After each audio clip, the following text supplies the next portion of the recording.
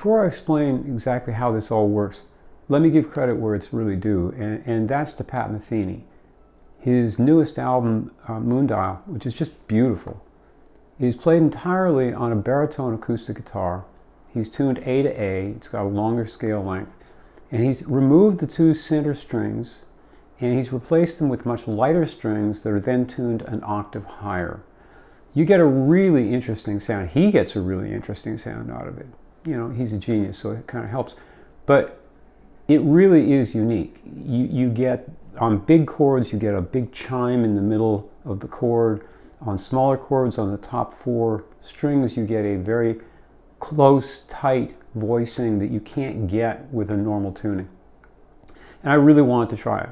I didn't have a baritone at hand, so I took a guitar with a 25.5-inch scale length, you know, basic Fender scale length, and I tried it with that, and I used a set of D'Addario Chrome 12s. I would normally use 10s. So I used 12s, and instead of tuning them to A, I tuned them to B. That's as low as I was able to get. I removed the two middle strings, and I replaced them with an unwound 16 and an unwound 13.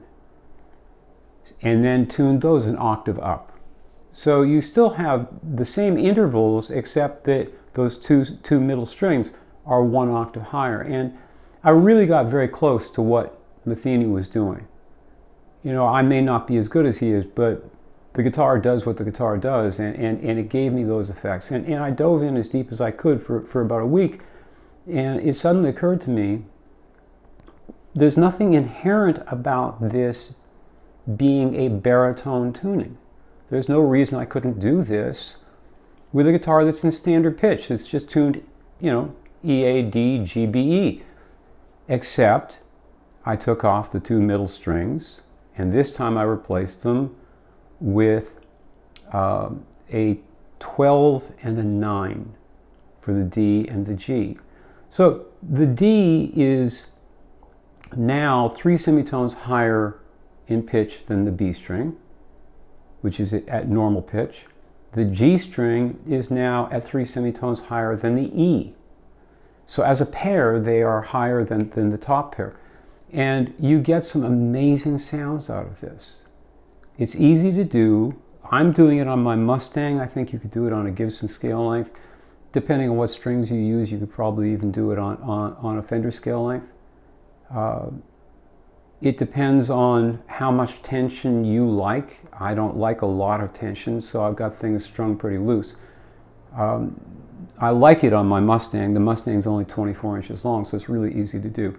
But if you listen to the recording, you'll hear exactly what I'm talking about. You hear these chiming sounds in the middle of big chords. You hear small chords at the top four strings that are just, they're fingered the way you would finger them on a regular guitar, but all of a sudden they sound completely different.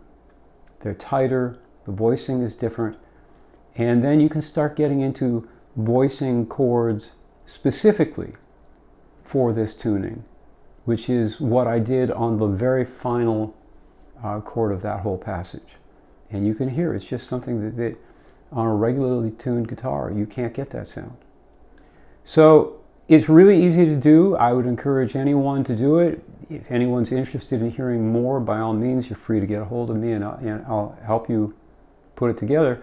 But this is a really fun way to take just a regular guitar and get completely new sounds out of it without having to ever go to a pedal or some other form of electronics. You can just challenge your hands. One word of warning, this is not for shredding single note lines.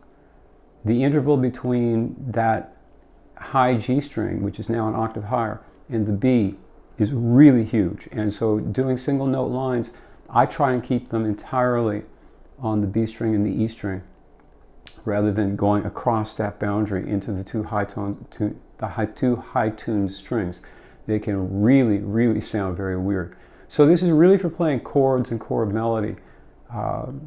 But there's a lot of fun to be had here, and I would really encourage anybody to give this a try. All it costs you is a set of strings. So thanks for watching, thanks for listening, and I hope you enjoyed it. Take care.